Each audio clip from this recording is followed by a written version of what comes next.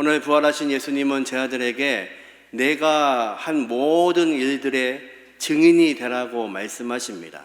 그 모든 일은 무엇인가요? 예수님이 우리를 위해서 죽으신 일, 십자가에서 죽으신 일과 그분이 무덤에 장사된 지 사흘 만에 사망 권세를 이기시고 부활하신 그 능력, 그것의 증인이 되라고 말씀하십니다.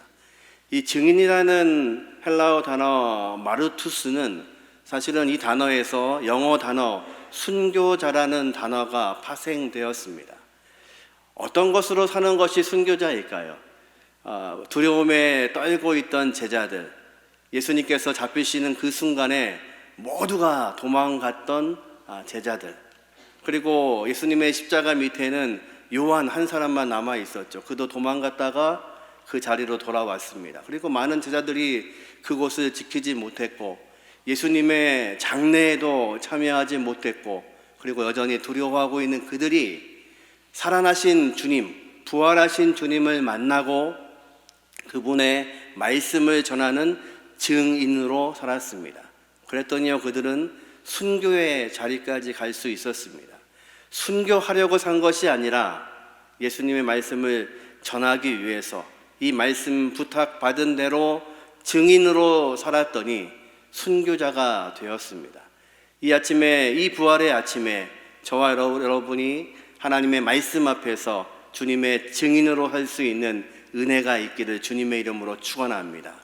이 아침에, 부활절 이 아침에, 그러면 우리는 주님의 그 증인으로, 부활의 증인으로 살기 위해서 어떤 삶을 살아야 될지를 같이 나누어 보기를 원합니다. 첫 번째, 살아계신 예수님을 바라보시기를 주님의 이름으로 축원합니다.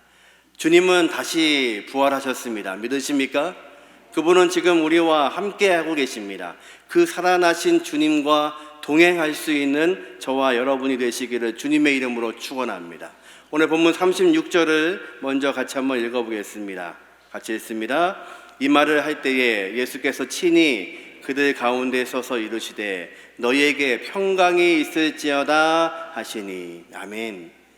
제 아들이 무슨 얘기를 하고 있었냐면요, 무덤에 갔던 여인들이 예수님이 부활했다는 소식을 전하고 있습니다. 엠마오로 가던 두 제자가 돌아와서 부활하신 주님을 만났다는 이야기를 하고 있습니다. 그 이야기를 하고 있는 중에 예수님이, 부활하신 예수님이 제자들을 찾아오신 겁니다. 그런데 주님은 뭐라고 인사하시냐면 너에게 평강이 있을지어다, 샬롬, 이렇게 인사하시는 겁니다. 지금 제자들은 샬롬이 없습니다. 평안이 없습니다. 이유는 주님이 죽으셨기 때문에 그렇습니다. 몇몇 여인들이 와서 부활하신 주님을 만났다고 하고 두 제자가 와서 나도 그분을 만났다고 하는데 이들은 지금 그것이 믿어지지가 않는 겁니다. 38절에 보니까 예수께서 이르시되 어찌하여 두려워하며 어찌하여 마음에 의심이 일어나느냐. 제 아들은요, 지금 두려워하고 있고 의심하고 있습니다. 무엇이요? 예수님이 다시 부활하신 것을 의심하고 있습니다. 우리가 알고 있는 도마만 의심한 게 아닙니다. 모든 제자가 예수님의 부활의 소식을 듣고 있음에도 불구하고 의심합니다. 그랬더니 예수님께서 자신의 손과 발을 보여주십니다. 왜 보여주셨을까요? 거기에는 어떤 흔적이 남아있을까요? 십자가의 흔적이 남아있습니다. 십자가에 못 박혔던 그 손, 십자가에 못 박혔던 그 발을 제 아들에게 보여주시는 겁니다. 저와 여러분도 그 주님과 함께 십자가에 못 박혔다고 고백합니다. 주와 함께 내가 십자가에 못 박혔다고 고백하는 저와 여러분에게도 그러면 이 흔적이 남아 있으셔야 됩니다. 주님과 함께 못 박히셨으니까요. 주님과 함께 십자가에 계셨으니까 주님의 손과 발에 이 못 흔적이, 십자가의 강한 흔적이 남아 있다면 오늘 이 아침에 부활절 예배를 드리고 있는 저와 여러분에게도 동일한 흔적이 있어야 됩니다. 그것이 증거가 되셔야 됩니다.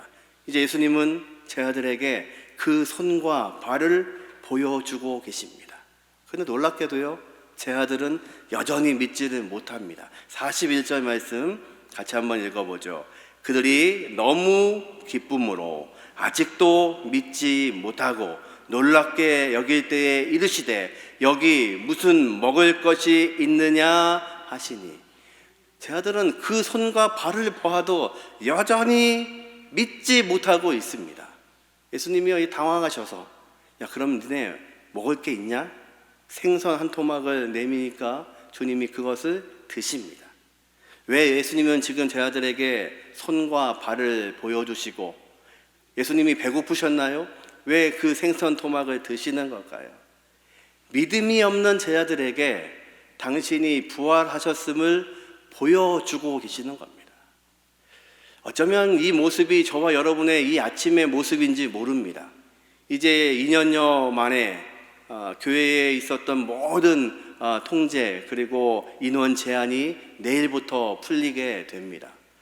그런데 사실은 지금부터일 겁니다. 코로나가 이제 끝나가고 있고 모든 것이 풀리고 있지만 어쩌면 지금부터가 저와 여러분의 삶에 어려운 시기가 닥칠 겁니다. 경제적으로 물가는 계속 올라가고 있고 우리의 삶의 터전은 무너졌고 다시 추스리는 이 과정이 참 어려울 겁니다. 부활의 아침 하나님께 예배하고 있고 부활의 주님을 찬양하고 있는 이 아침에도 여전히 제자들처럼 우리의 마음에는 두려움이 있고 염려가 있고 걱정이 있고, 그리고 과연 이 코로나의 시기가 잘 넘어갈 수 있을지 의심이 들기도 합니다. 제자들도 그랬습니다.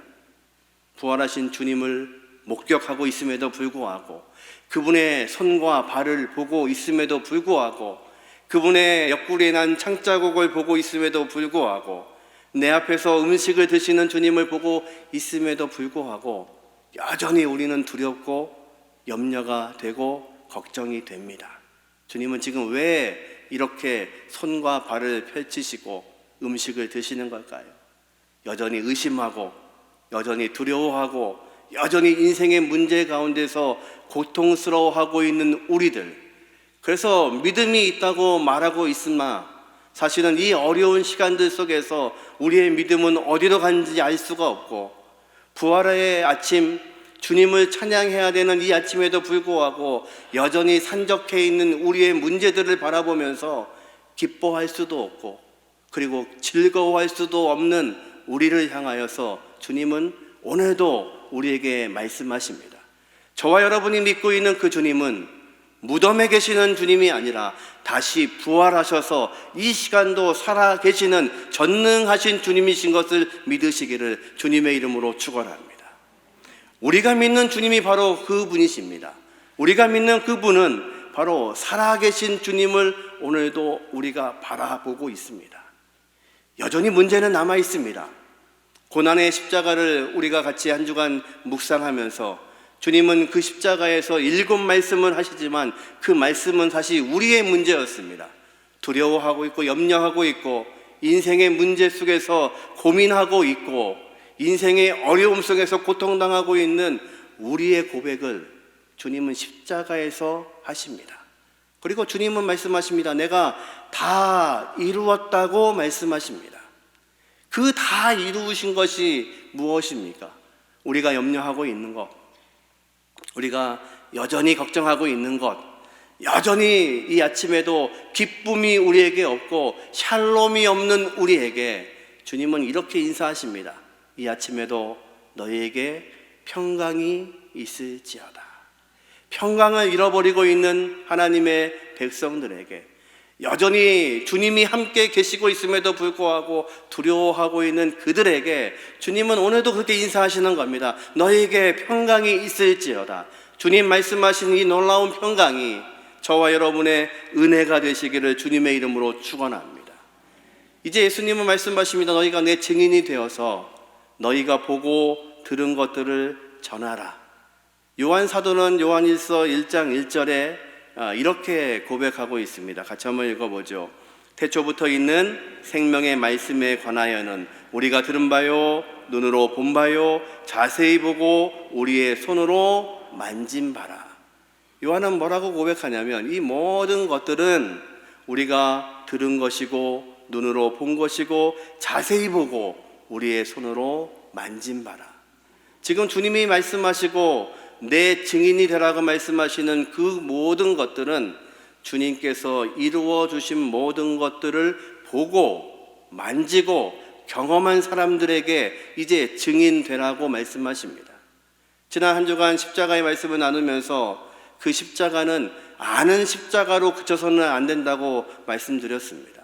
십자가를 모두가 알고 있습니다. 수많은 무슬림도 그 십자가가 무엇인지 압니다. 그들은 그 십자가가 자신들을 억압하고 학살했던 도구라고 그들은 알고 있습니다. 우리가 알고 있는 그 십자가는 무엇입니까? 나를 대신해서 주님이 죽으신 십자가입니다. 그런데 그것으로 아셔서는 안 됩니다. 저와 여러분도 그곳에서 죽었습니다. 그러기에 주님의 손에 지금 흔적이 남아 있다면, 십자가의 흔적이 남아 있다면, 제 아들에게 손을 보이시는 이유는 나에게 흔적이 있다면, 너희도 죽었다고 고백한다면 너희에게도 그 흔적이 있어야 된다고 말씀하시는 겁니다. 그 흔적이 무엇입니까? 여전히 살아계셔서 부활하셔서 저와 여러분과 함께 하시는 능력의 주님이 오늘도 살아계시다는 것입니다. 그분을 우리는 예배하고 있습니다. 그분과 함께 하고 있습니다. 이 부활의 주님의 능력이 저와 여러분의 능력이 되시기를 주님의 이름으로 축원합니다. 그래서 주님 말씀하신 대로 순종하며 그 주님의 증인 될 수 있는 저와 여러분이 되시기를 주님의 이름으로 축원합니다. 두 번째, 우리가 예수님의 증인으로 살기 위해서는요, 무엇이 필요할까요? 살아있는 말씀을 기억하셔야 됩니다. 오늘 본문 44절과 45절의 말씀을 같이 한번 읽어보죠. 또 이르시되 내가 너희와 함께 있을 때에 너희에게 말한 바 곧 모세의 율법과 선지자의 글과 시편의 나를 가르쳐 기록된 모든 것이 이루어져야 하리라 한 말이 이것이라 하시고, 이에 그들의 마음을 열어 성경을 깨닫게 하시고. 예수님께서는 공생애 동안에 제 아들에게 여러 번 이런 말씀을 하십니다. 너희가 어찌하여 깨닫지 못하느냐? 너희가 어떻게 알지 못하느냐? 너희 마음이 둔하여 깨닫지 못하는구나. 여러 번 말씀하십니다.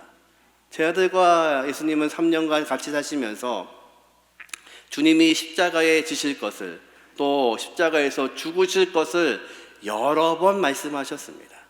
근데 제 아들은 그것을 깨닫지 못하고 알지 못했습니다. 정확히 말하면 내가 듣고 싶은 말씀이 아니었습니다. 그들의 생각은 예수님이 왕 되시면 좋을 것 같습니다. 아니, 왕 되실 줄 알았습니다. 그러면 나는 어떤 자리를 차지할까? 그것이 그들의 마음이었기 때문에 주님이 말씀하시는 이 말씀을 듣고 싶지 않았고, 그리고 그렇게 들으려고 하지 않았습니다. 예수님이 십자가에 잡히시는 순간, 체포되시는 순간 모든 제자가 도망갔습니다. 우리가 아는 것처럼 베드로는 주님 모른다고 부인도 하고 저주도 하고 그랬던 제자입니다. 모든 제자가 그랬습니다. 가룟 유다는 예수를 팔았던 제자입니다. 여러분, 유다가 예수님을 사랑하지 않아서 팔았을까요? 아니었을 겁니다. 3년간 주님과 함께 하시면서 그 주님과 함께 동거동락했습니다. 어떻게 그 주님을 사랑하지 않을 수가 있을까요? 다만 유다의 생각이 달랐습니다. 유다의 생각은 예수님이 이렇게 죽으시면 안 됩니다. 정치적으로 뭔가 하셔야 됩니다. 그래서 이 어려움 겪고 있는 이 유대 백성들에게 희망이 되시고 왕이 되셔야 되는데 이분이 자꾸만 죽으시겠다고만 말씀하시는 겁니다. 혹시라도 내가 예수를 팔아서 배반하면 예수님 마음 바뀌셔서 그 십자가 안 지시고 혁명을 일으키지 않으실까? 어쩌면 그렇게 생각했는지도 모릅니다. 그런데 주님은요, 자기 생각대로 움직이지 않았습니다. 주님은 묵묵히 십자가를 지시고 형틀의 사형수로 돌아가십니다. 그것이 그에게는 가책이었습니다. 모든 제자들이 지금 그 주님 하신 말씀을 알지 못했습니다. 그래서 부활하신 주님은 그들에게 구약에 있는 모든 말씀이 어떻게 이루어졌는지에 대해서 그들의 마음을 열고 말씀을 가르치시기 시작합니다. 그들을 깨닫게 하십니다. 모두가 그 말씀을 몰랐습니다. 유다를 포함해서. 그러나 유다는 이미 목숨을 끊었기에 기회가 사라졌습니다. 남아있는 이 제자들, 유다와 똑같은 제자들입니다. 전혀 다르지 않습니다. 뭐 하나 다른 것이 없습니다. 그러나 그들은 이제 부활하신 주님에 의해서 말씀하신 모든 것들이 어떤 의미였는지를 깨닫기 시작합니다. 저와 여러분에게는요, 살아있는 하나님의 말씀이 주어졌습니다. 이 말씀을 아는 것이 중요하지 않고 이 말씀대로 사는 것이 바로 주님의 증인으로, 주님의 제자로 사는 것입니다. 예수님은 말씀하십니다. 저 하늘에 나는 참새를 봐라. 참새 한 마리도 하나님의 뜻과 계획이 없이는 절대로 떨어지지 않는다. 저와 여러분이 살고 있는 우리의 인생은 하나님의 명령이 아니시면, 하나님의 말씀이 아니시면 어떤 것도 움직여지지 않는 세상입니다. 저와 여러분에게 어떤 어려움과 문제와 이 아침에 걱정이 있으십니까? 부활의 주님을 맞이하고 있음에도 불구하고 나를 두렵게 하고 염려하게 하고 믿어지지 않게 하는 게 있다면, 부활하신 주님의 능력으로 우리에게 가르쳐 주신 그 살아있는 말씀이 저와 여러분을 움직이게 하시는 은혜가 있기를 주님의 이름으로 축원합니다. 그래서 그 말씀대로 순종하여서 주님의 증인으로, 주님의 제자로 살 수 있는 저와 여러분이 되시기를 주님의 이름으로 축원합니다. 마지막으로 이 부활절 아침에 우리가 예수님의 증인으로 살 수 있는 방법은 무엇일까요? 살아계신 성령의 능력을 입으셔야 됩니다. 오늘 본문에 보니까 49절에 이렇게 말씀하십니다. 같이 한번 읽어보죠. 볼지어다 내가 내 아버지께서 약속하신 것을 너희에게 보내리니 너희는 위로부터 능력으로 입혀질 때까지 이 성에 머물라 하시니라. 주님께서는요, 이 약한 제자들을 향하여서 그냥 내버려 두지 않으셨습니다. 주님은 약속하신 것처럼 보혜사, 너에게 성령을 보내시겠다고 말씀하십니다. 여전히 두렵고 주님의 부활하심을 목격했지만 움직이지 못하는 그들에게 이제 하늘의 놀라운 은혜, 능력이 필요합니다. 이제 주님은 성령을 보내셔서 우리 안에 성령이 거하심으로 우리와 함께 하시겠다고 약속하십니다. 우리의 힘으로 가능하지 않습니다. 저와 여러분이 걱정하고 있는 이 모든 문제들 우리의 힘으로 가능하지 않습니다. 우리가 여호수아의 말씀을 계속 나누고 있는 것처럼 그 전쟁은 우리의 능력과 우리의 힘과 우리의 지혜로 싸우는 전쟁이 아니라 하나님이 하시는 전쟁이십니다. 하나님이 약속하신 그 땅을 바라보는 전쟁입니다. 그리고 말씀하신 대로 순종하는 전쟁입니다. 그러기에 이 아침에 우리의 두려움 가운데 성령께서 우리에게 힘주시는 은혜가 있기를 주님의 이름으로 축원합니다. 요한복음에는 예수님이 오셔서 그들에게 말씀하시면서 입을 열어서 성령을 받으라고 말씀하십니다. 태초에 하나님이 천지를 창조하시고 인간을 창조하십니다. 흙으로 사람을 지으시고 그 코에 생기를 불어 넣으심으로 인간이 생령이 되었습니다. 그렇게 하나님의 영을 불어 넣으신 것처럼 또 한 번의 창조의 역사를 우리에게 말씀하시는 겁니다. 부활하신 주님께서 이제 우리에게 성령을 보내시겠다고 말씀하시고, 이제 죄와 사망의 권세를 이기신 주님, 우리가 죄로 인해서 죽어야 함에도 불구하고 주님의 은혜로, 십자가의 은혜로 새롭게 산 예수님의 증인이 될 제자들에게 이제 성령을 보내시겠다고 말씀하십니다. 새로운 창조를 말씀하시는 겁니다. 저와 여러분요, 우리 안에 성령이 오심으로 새로운 창조를 경험하고 있습니다. 교회는 무엇입니까? 성령으로 충만한 성령의 사람들이 함께 모여 있는 곳입니다. 이곳을 통해서 하나님이 일하시기를 원하시는 겁니다.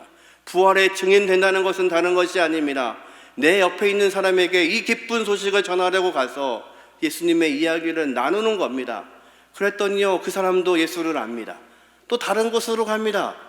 그 사람에게도 예수의 이야기를 나눕니다. 그 사람들도 다 압니다. 아, 우리 동네 사람들은 다 아는구나. 그러면 짐 싸셔야죠. 그래서 다른 나라로 넘어가시는 겁니다. 그리고 그곳에서도 예배가 없고 주님을 모르는 곳에 주님의 증인으로 사는 것입니다. 예수님의 제자들은 1세기 교인들은 이 말씀에 순종하여 그들은 성령으로 함께 동역했습니다. 사도행전, 사실은 사도들의 행전이 아니라 성령께서 그들을 인도하셨던 역사들입니다. 성령께 사로잡힌 제자들이, 성령께 사로잡힌 7명의 집사들이 순교하면서 그 말씀대로 산 겁니다. 바울이 그랬습니다. 스데반이 그랬습니다. 예수의 제자들이 그렇게 그 말씀을 가지고 주님 말씀하신 것처럼 내 증인이 되어서 그분이 어떻게 십자가에 죽으셨는지, 그 십자가는 어떤 의미인지, 그리고 내 안에 누가 계시는지를 전하기 위해서 그들은 길을 떠났습니다. 이제 저와 여러분은 그 예수의 증인으로 살라고 이 아침에 주님은 우리에게 말씀하십니다. 이 어두운 세상에, 그리고 희망이 없어져 가고 있는 이 시대에, 그리고 온통 모든 것이 정리되어 있지 않은 이 시대에, 코로나는 이제 끝났다고 이야기하고 방역지침은 없어진다고 말하고 있으나 이제는 내 터전의 문제들을 살펴야 될 이 시간에 주님은 우리에게 어떤 평안을 말씀하실까요? 여전히 주님은 살아계십니다. 그리고 그 주님은 살아있는 운동력 있는 하나님의 말씀을 우리에게 허락하셨습니다. 뿐만 아니라 우리의 능력으로 가능하지 않기에 하늘로부터 내려주시는 그 능력, 성령을 우리에게 허락해 주셨습니다. 이 성령과 함께 이 시대에 주님의 증인으로 살아갈 수 있는 저와 여러분이 되시기를 주님의 이름으로 축원합니다.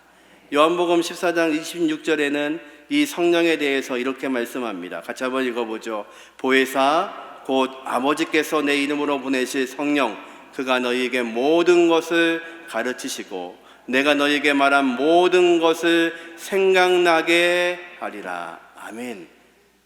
신앙의 삶은 우리의 생각이 아닙니다. 성령께서 우리 안에 오시면 그 말씀이 생각나고 모든 것을 생각나고 알게 하시는 분이 성령님이십니다.